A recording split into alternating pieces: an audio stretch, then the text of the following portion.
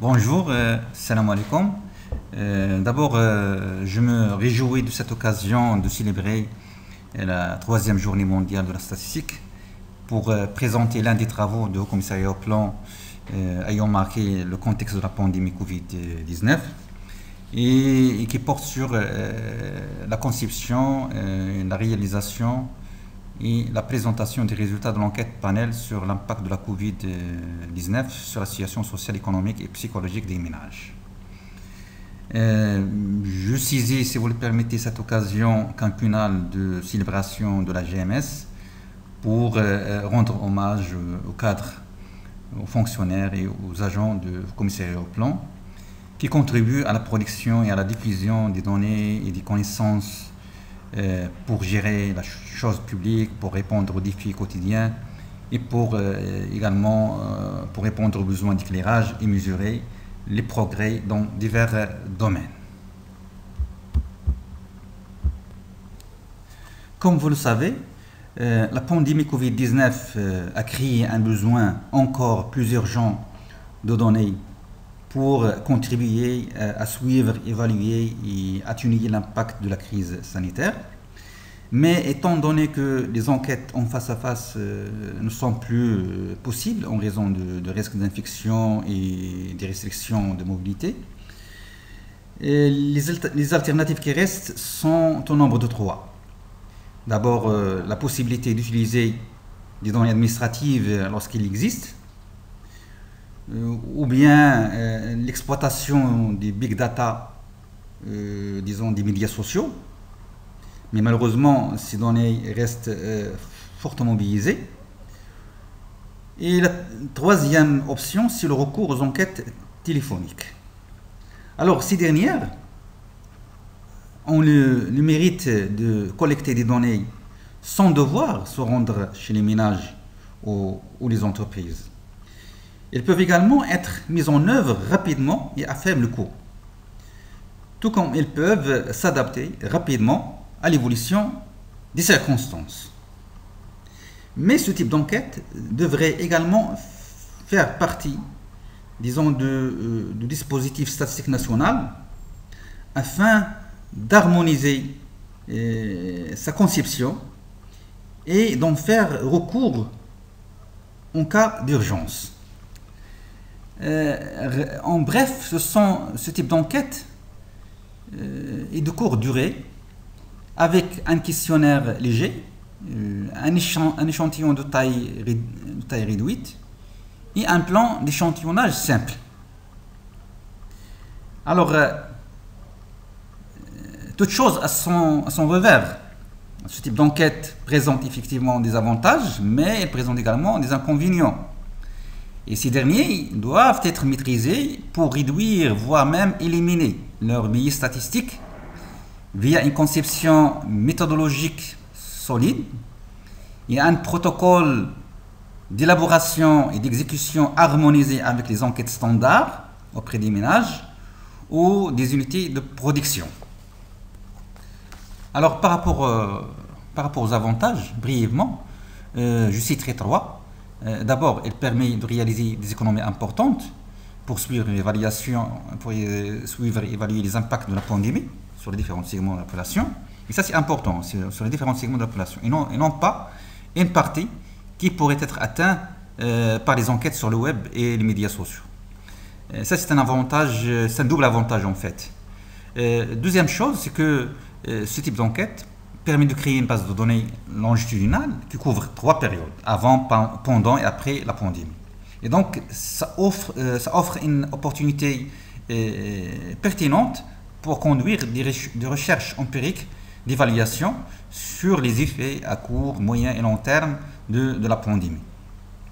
Troisième avantage, c'est qu'il permet de renforcer les compétences des praticiens, donc à faire le montage d'un processus d'enquête longitudinale sur les ménages ou bien sur les unités de production pour répondre notamment aux besoins d'urgence en réorientant les enquêtes existantes plutôt qu'en construisant un nouveau dispositif parallèle de collecte des données. Ça, c'est également le troisième avantage. Alors, par rapport aux inconvénients, aux inconvénients, et qui représentent en fait des sources d'erreurs dans les enquêtes téléphoniques, on peut citer deux. Il y a d'abord la sous-couverture. Alors, la sous-couverture est une préoccupation majeure pour ce type d'enquête, parce qu'il y a des ménages qui n'ont pas de téléphone portable, ou ceux qui en ont un, mais qui vivent en dehors des zones couvertes par le réseau téléphonique. Et donc, ils seront sous couvert. Alors, ce billet peut être quelque peu atténué par des techniques de repondération basées sur des traits observables, tout en supposant que nous avons un échantillon représentatif. Le deuxième type, disons, d'erreur, ou bien deuxième source d'erreur, ce sont les non-réponses. Si les enquêtes en face à face visent un taux de réponse de moins 85%, les taux d'achèvement pour ce type d'enquête restent faibles. Et donc, par conséquent, il faut développer des techniques pour améliorer le taux de réponse pour ce type d'enquête. Et donc, nous allons voir par la suite quel était le taux de réponse pour cette enquête sur Covid-19 et comment donc on a pu donc contrôler cette source d'erreur.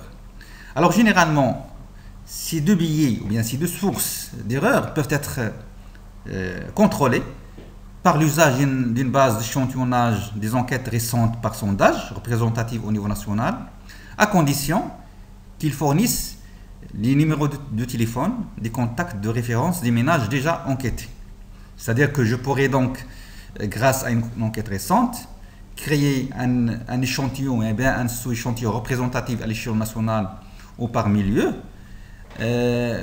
composé des ménages qui disposent, disons, d'un contact téléphonique et procéder donc à la réalisation de ce type d'enquête, et par conséquent, les sources d'erreurs que je viens de citer seront amoindries.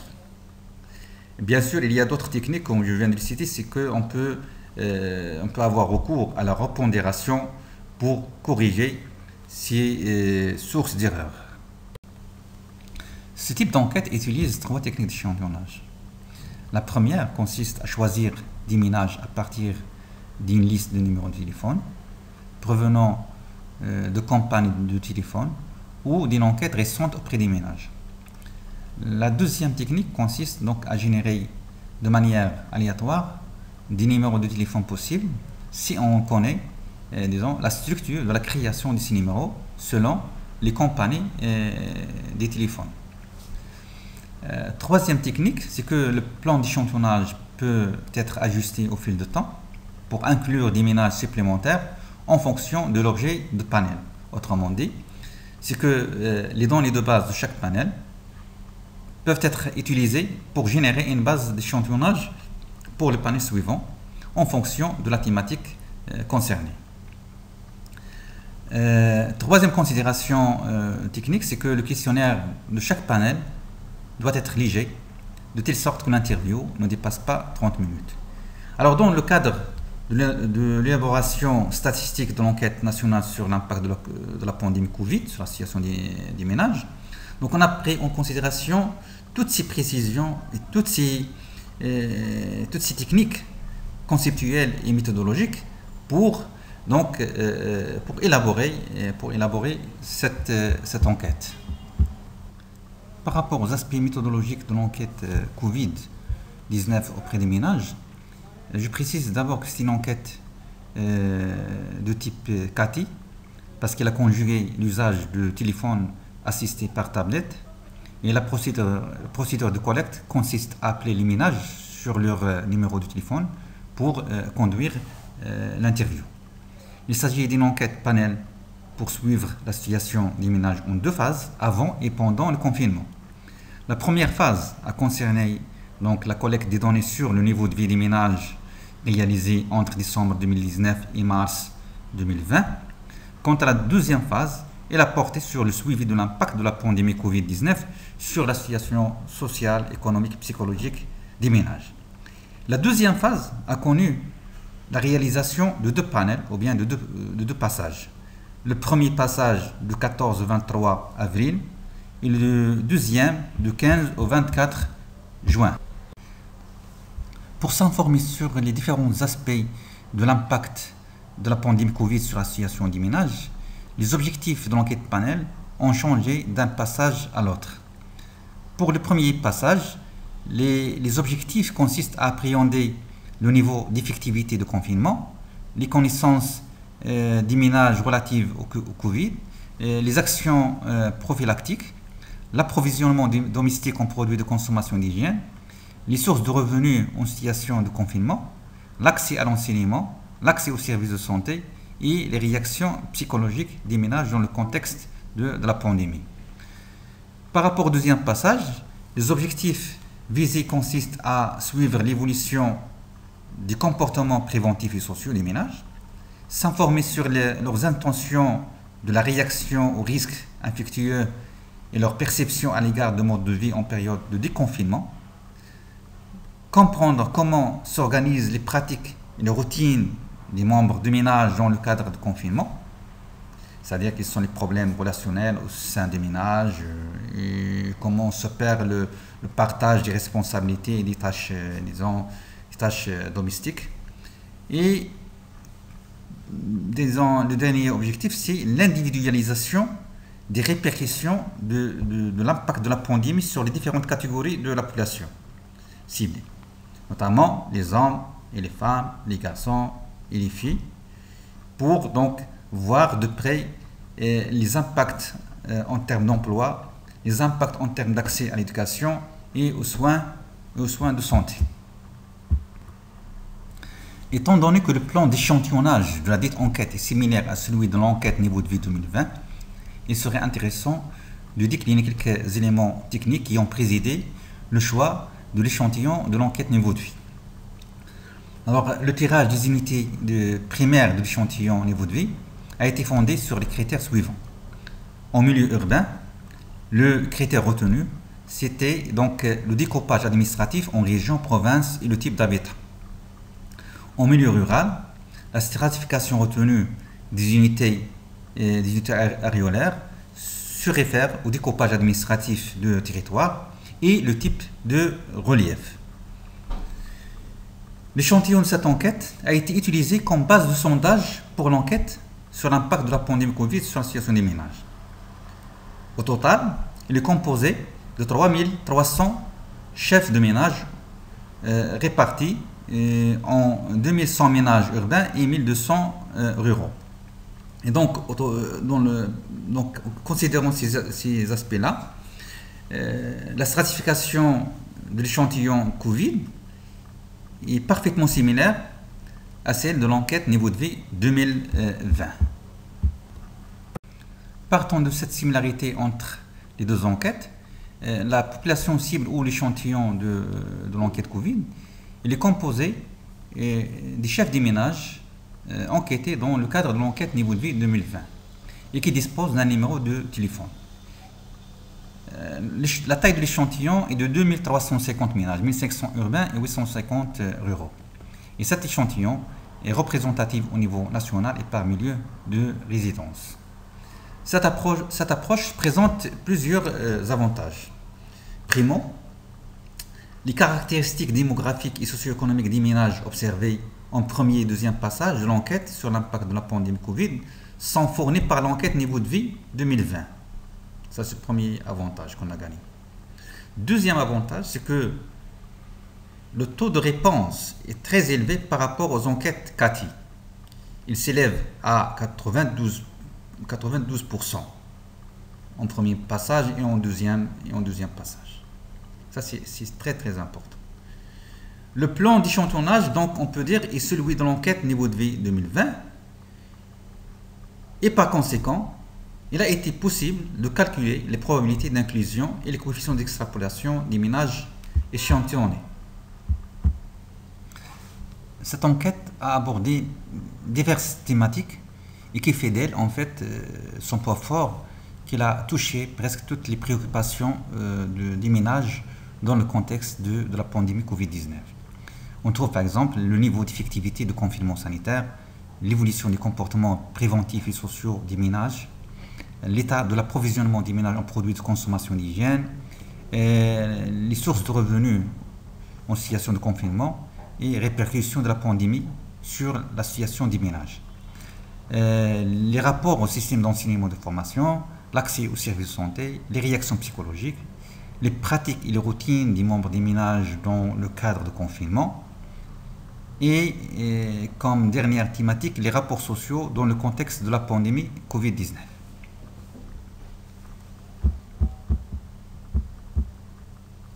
La diversité des thématiques abordées par cette enquête a permis déjà de disséminer 4 publications. La première, c'est une note de synthèse des principaux résultats sur le premier passage. La deuxième publication sur l'évolution des comportements des Marocains face à la pandémie. La troisième, les répercussions de la pandémie Covid sur la situation économique des ménages. Et la dernière, sur les rapports sociaux dans le contexte de la pandémie. Nous avons encore 2 travaux en cours de finalisation. Le premier sur l'impact de la pandémie sur la situation des enfants, c'est un travail conduit en collaboration avec l'UNICEF.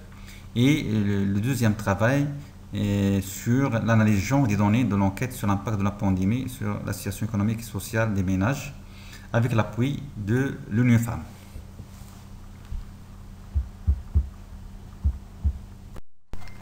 Sur le registre des résultats de cette enquête, je me limiterai principalement à commenter les traits saillants qui en ressortent. Au plan de l'évolution des comportements préventifs, il ressort qu'entre avril et juin, la proportion des ménages disposant de bavettes et de masques de protection s'est améliorée, passant de 73% à 97%. En milieu urbain, ces proportions sont respectivement de 81% et 99%. En milieu rural, ces proportions s'élèvent respectivement à 57% et 93%. La proportion de ceux qui en disposent en quantité suffisante s'est élevée de 33% à 80%. Pendant la phase post-confinement, 95% des ménages continueront à adopter les gestes barrières pour se protéger contre la Covid-19. Les pratiques prophylactiques consistent à se laver les mains avec du savon pour 87% des ménages, porter des masques aux bavettes pour 78%, éviter les poignées de main et les salutations physiques 47%. En revanche, 5% des ménages déclarent qu'ils n'adopteront aucune mesure préventive, 7% en milieu rural et 4% en milieu urbain. Toujours au plan des comportements prophylactiques et préventifs, 87% des Marocains accepteraient de faire un test de dépistage de la Covid-19. De même, si un vaccin contre la Covid était disponible, 69% des Marocains l'auraient utilisé certainement et 20% probablement. Par rapport aux répercussions de la pandémie sur la situation économique des ménages, il ressort que 66% des actifs occupés ont dû arrêter temporairement leur activité. Cette proportion atteint 88% parmi les artisans et ouvriers qualifiés et 79% parmi les manœuvres non agricoles. Parmi les actifs occupés ayant dû arrêter de travailler suite au confinement, plus de la moitié, 53%, sont toujours en situation d'arrêt de travail. Le tiers, 36%, ont repris leur activité, alors que 11% sont soit à la recherche d'un nouvel emploi, soit en situation d'inactivité. Près de la moitié des actifs occupés, 48% ayant arrêté de travailler pendant le confinement sanitaire, ont évoqué comme raison principale la fermeture des entreprises ou la réduction des effectifs. Cette proportion atteint 70% parmi les salariés. Dans ces conditions, 62% des actifs occupés ont déclaré une baisse de leurs revenus, 35% une stagnation et 3% une augmentation. La baisse des revenus a touché 70% des actifs occupés ruraux contre 59% de citadins et 65% d'hommes contre 51% de femmes. Elle a touché par profession 86% d'artisans et d'ouvriers qualifiés, 84% de commerçants, 77% d'exploitants agricoles et 26% de cadres supérieurs. Et selon le statut professionnel, 88% d'indépendants ou employeurs et 51% de salariés. Ainsi, en comparaison avec la période d'avant confinement, le revenu mensuel moyen des actifs occupés a baissé de moitié. Il a connu une baisse de 62% parmi les actifs occupés en milieu rural, contre 46% parmi leurs homologues citadins. Cette baisse est de 52% parmi les hommes, contre 42% parmi les femmes.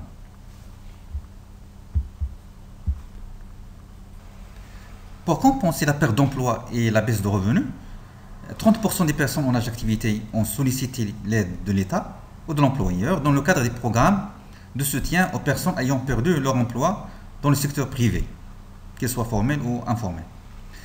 Les trois quarts d'entre elles, 73%, ce qui représente à l'échelle nationale 22% de la population en âge d'activité, ont bénéficié de ce soutien. Environ 9 personnes sur 10 en ont bénéficié dans le cadre des programmes RAMED et Tadamon Covid, destinés aux travailleurs ayant perdu leur emploi dans le secteur informel. 12% dans le cadre de programmes d'appui aux salariés affiliés à la CNSS et 1% sous forme d'aide fournie par les employeurs. L'aide publique octroyée dans le cadre des programmes de soutien aux personnes ayant perdu leur emploi dans le secteur privé a permis de compenser en moyenne 35% de perte de revenus issus d'activités.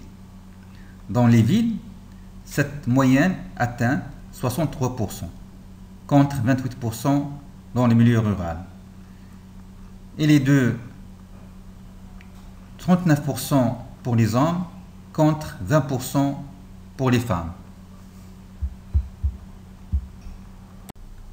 Dans ces conditions économiques moroses, plus de la moitié des ménages, 55%, ont réduit leurs dépenses pour certains produits alimentaires. Les produits les plus touchés par cette baisse sont les viandes rouges, les poissons et les fruits.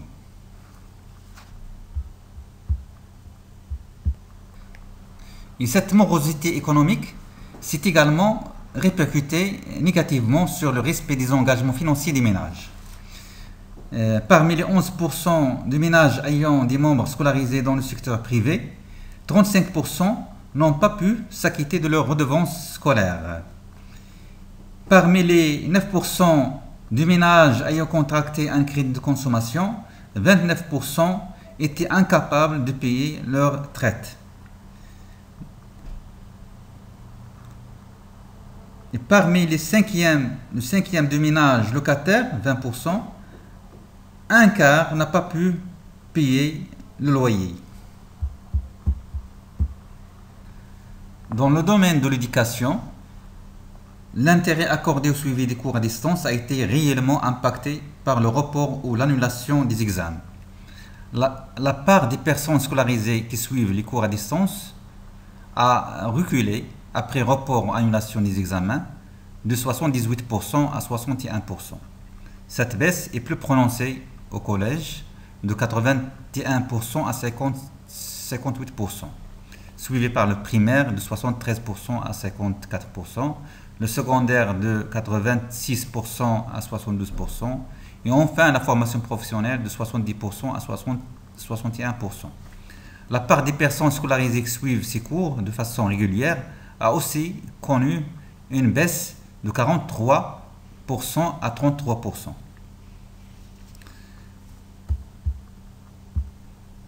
la comparaison de la régularité du suivi des cours avant le report ou l'annulation des examens et après cette décision a montré que 18% des scolarisés sont passés d'un suivi régulier à un suivi irrégulier et 10% ont complètement abandonné les cours à distance. Dans le domaine de la santé, l'accès aux soins était disparate et limité par le confinement. À titre d'exemple, parmi les 11% de personnes souffrant de maladies chroniques ayant nécessité un examen médical, 45% n'ont pas eu accès à ces services. Et sur les 32% d'enfants de moins de 5 ans ayant nécessité un service de vaccination, 12% n'en ont pas bénéficié.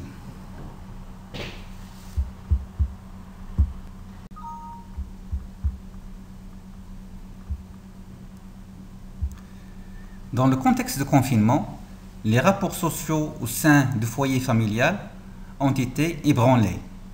Ainsi, 31% des Marocains souffrent de différences des rythmes de la vie quotidienne avec les membres de ménage. 19% souffrent de la promiscuité ou de manque d'intimité pendant le confinement. 18% des Marocains âgés de 15 ans et plus ont des difficultés à exercer leurs activités quotidiennes en présence des autres membres de ménage. 11% des Marocains souffrent d'embarras de voisinage pendant le confinement. 18% des Marocains estiment que leur charge en travaux ménagers a augmenté pendant le confinement. 27% parmi les femmes contre 8% parmi les hommes. Et 25% des Marocains ont vécu des situations de conflit avec les personnes avec qui ils se sont confinés. L'éducation des enfants pour 19% des parents, la gestion du budget pour 22% des parents et le travail domestique pour 9% sont les causes de conflits. Merci de votre attention.